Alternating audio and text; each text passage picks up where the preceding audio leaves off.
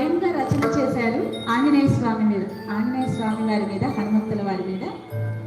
వారే దీన్ని స్వీయ రచన చేసి స్వీయ స్వరకల్పనతో చేసి వారికి కుసుమంగా సమర్పించడం జరిగింది.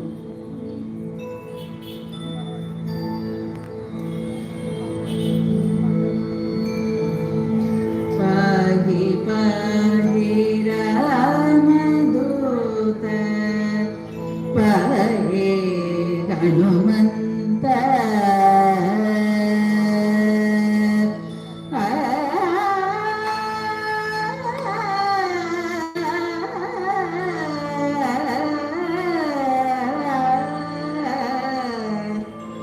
Pa